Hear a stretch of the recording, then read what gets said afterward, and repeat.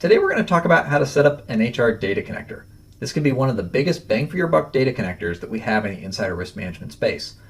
HR data connectors can help bring in signals directly from our HR systems, generally correlated with a time period where a user would otherwise have malicious intent in an organization. So think about a time period where an employee gets a poor performance review or is put in a resignation event. This can be correlated with when they try to sneak away with the company intellectual property.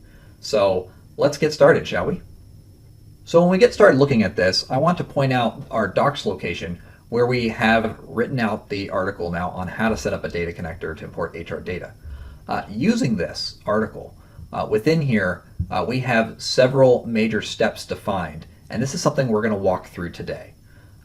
First step, we're going to be preparing a CSV file, creating an app in Azure AD, creating the actual HR connector within the Compliance Center, running a PowerShell script to go through and upload that CSV file, and finally how we go through and check and make sure everything worked by monitoring the HR connector.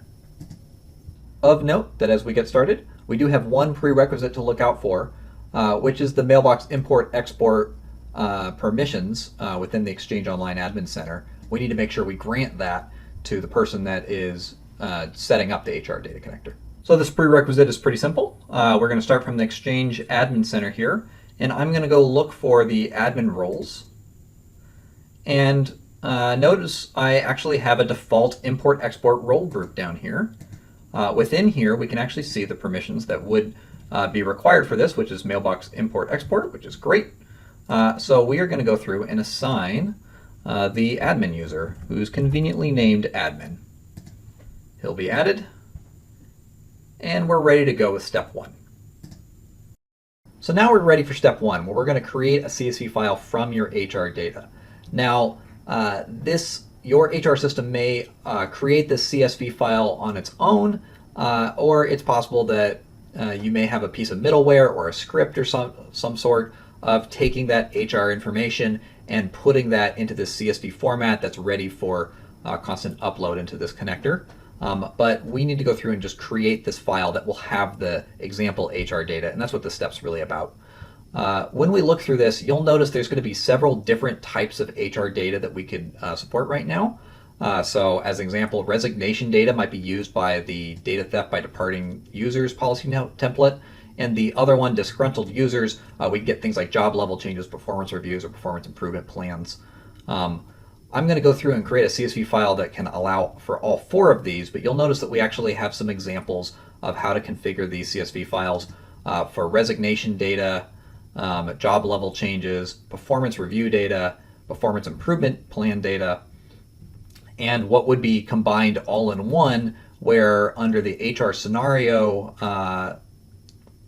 column, we're going to indicate what kind of HR event we're going to do, and that's going to be the one I'm going to create here with you guys right now. So any number of tools could be used to create the CSV file. I'm going to use my favorite really quick mockup tool, which is Excel here, to create this, and we're just going to set up a little bit of test data here. So I'm just going to, this is from my test environment. These aren't real users, but I am going to put in some figurative users here. And I pre-created a couple of these columns here. This directly correlates to what we're later going to map into the HR data connector. We have our HR scenario column.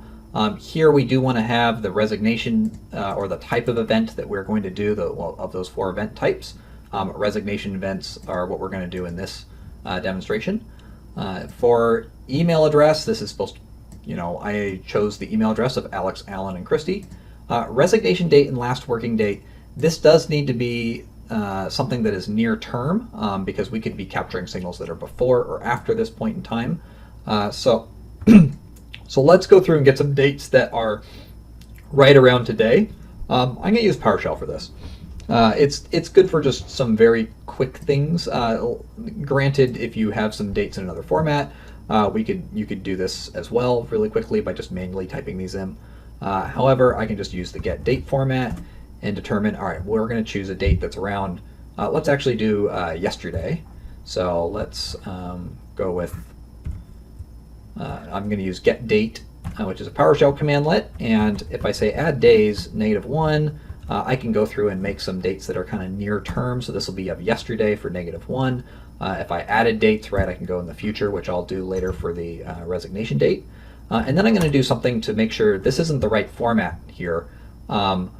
We do have a format we can use within PowerShell, which if I go through and use the format of here, this will correspond with a 8601 format where it indicates by time zone and where I'm doing this from, and this should work here for going through and putting this into the HR connector. So I'll use these 3 for the resignation date. And let's say we want to do this for 2, we're going to pretend they're a couple of weeks out. So we'll go with, I'll add 13 days on top of this. And we'll get a date that should be a couple of days, 2 weeks in the future from the resignation date. So we'll say they resigned yesterday and their final date is on the 22nd, and I'll put in those dates. And really that should be about it. If I had additional scenarios, right, I would have other data, right, about like what the job rating was, or if there was a job position level change, about what the old level and new level was, and the HR scenario would change in that case.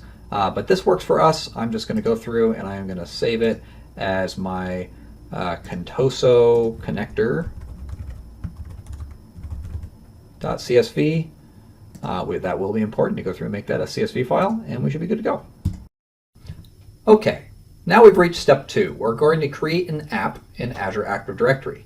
Now, along with this step, we're going to need to get a few pieces of information that we're going to use later on when we go through and run some PowerShell to upload our HR data. And with that is this application ID, tenant ID, and app secret. I've gone ahead and made a notepad entry on the right because this is something we are going to need to capture and hold on to and use later on. I've put it over here for convenience purposes. I suggest you do the same or some other way of capturing the information that we're about to create. So let's go into the Azure portal. So I'm going to go to portal.azure.com. And we should log in with the same account that you were hopefully previously logged in as, but you always could confirm by looking over here on the right. And with this, let's go to the app registrations page. So I'm just going to search for app registrations, and I see it right here showing up in the search panel here, and this is the portion of the portal where we want to be. We're going to make a new registration, so let's do that. We want to name it something that is related to what we're creating here. So this is the Contoso HR connector. The supported account time here is fine. The redirect URL, we do not need one for this app, so we can just go through and register. Now, as soon as this gets created, what I should see here is, here we are and have it, an application ID that I did say was going to be important to hold on to, so we should grab that and put that into our notepad. Now we need the tenant ID, so let's grab that. And app secret. Oh, I don't see app secret up here. Well, the app secret's just one step away because we actually haven't gone through and created that yet. So if you go down here to the certificates and secrets, this is where we kind of, for this application, manage where we would create our, we just kind of had our usernames here, and this is where mostly our passwords would be, our application passwords. So let's create these client secrets. And we'll just make one of them here. We'll call it HR app secret. And we'll make this one, let's make it for 1 year. Okay, so now we actually have that secret created. I'm going to go through and copy it here and put it in here in the clipboard. Now you may notice this kind of looks a little fuzzy on my screen here. Really weird. This is just because you want to be able to protect this. It's a regular password. So make sure you're protecting that going forward. With that, you're all done. We created the app registration. We are now ready to set up the HR connector. So this is going to start from going to the Compliance Center. So let's go to compliance.microsoft.com. A quick way to get to the Compliance Admin Center. And once we are here, we're going to go down to this Data Connectors tab here and then create our connector. So I'm going to go to the Data Connectors tab. And here this will show me any existing data connectors that I have. Let's go take a look at let's go find the HR connector, which you could just search for HR. And we should be able to see it. There we go. Now, as we have our HR data connector here, we're going to choose some terms of service, and we're going to accept that. We do have an Azure App ID. Now, we did gather this earlier, so if we go through and gather that from the file earlier, that is the application ID that we had. We want to make a unique name here, so Contoso HR connector, something like that. We want to say which scenarios that we care about. Now, you could choose however many that you were intending to do. Now, we only did the employee resignation in our example data, but we could have done job level performance review or improvement plan, so we'll just do all 4. I will upload the file that we have, and this will actually help us with some of the initial mapping when we configure this. So in this case, I think we chose Contoso connector.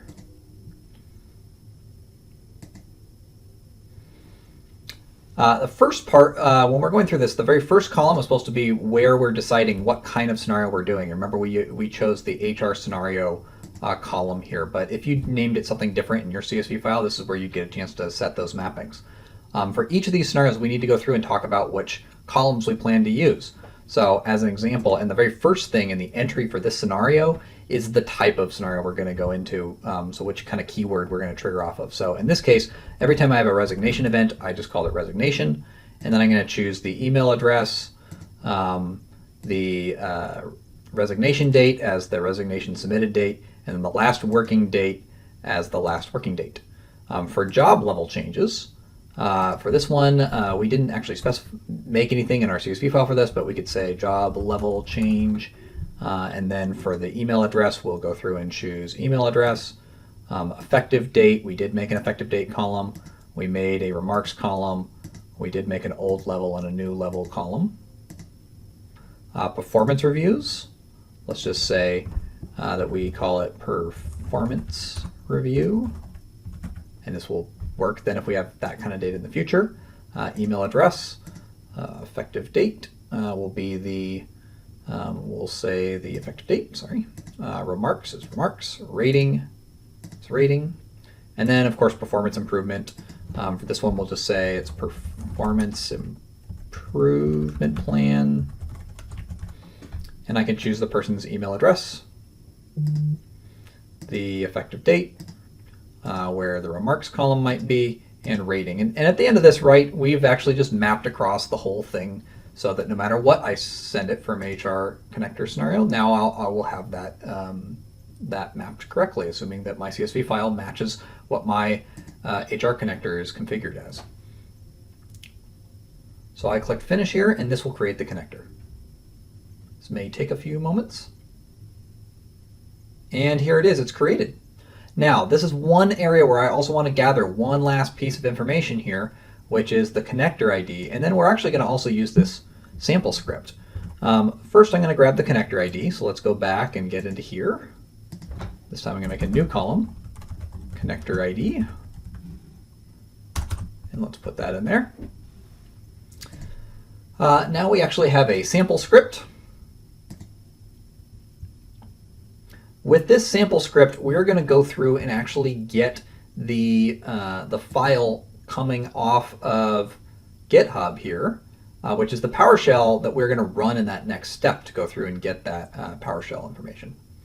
So now we are actually on step 4. Within here, I'm going to go to the raw file here. And here's the script itself, and I'm just going to download it by right-clicking and say Save As. And I'll be able to name this a PowerShell file.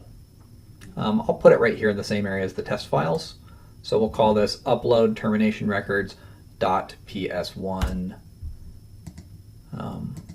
So I'm going to change the file there, and that's where our data will be. You can see I downloaded it before. I'll just replace it in this case. So we actually have that file downloaded. So now I just need to get into PowerShell again. I'm going to navigate to the directory where I just downloaded that file. So let's go to test files. Temp. Test files. And this PowerShell file was called upload termination records.ps1. Now, this on its own will actually need 5 pieces of information that we're going to use when we actually run the very first upload command. And we're going to gather those right now, but this is all the stuff that we'd recorded previously in that text files. First thing we need to get is tenant ID. Tenant ID. And so we'll just go through and put that into PowerShell. The next parameter we're going to need is app ID. And then, of course, we need the app secret. Again, I know this looks a little blurry, but yours will look just like a normal piece of text. Protect your app secret always.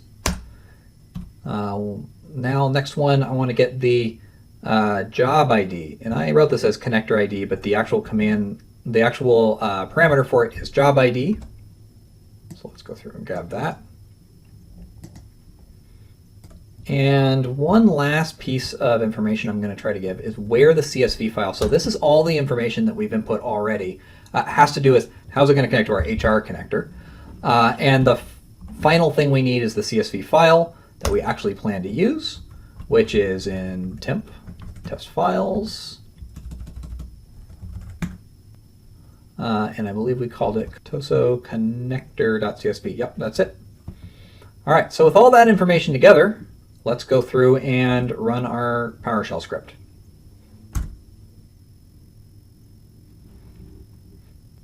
And here actually we did see that the upload was successful, and we have some data types that were configured and some records that were saved.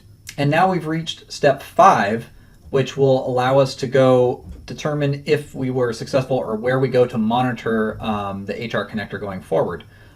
So to tell how this is operating, we can select the connector, and then we can select it once more right on the name, and you will see a flyout here on the right indicating some details about this HR connector. And most importantly, we have a log here that says the last time we had an import, which was fairly recently. And if I download the log right here, we should be able to also get a running log of every time we go through and run this successfully and have some indication here about what had happened here and what HR events were flowing in. So in this case, we saw that we had the 4 different data types that were configured for this one, and we brought in those 3 records, which were those resignation records. And it also just told you, hey, we just had, we noticed some resignation activity within that. So great, now we have HR connections flowing in, and we can go into the Insider Risk Management tool and set up different policies meant to take advantage of that HR data. Thank you.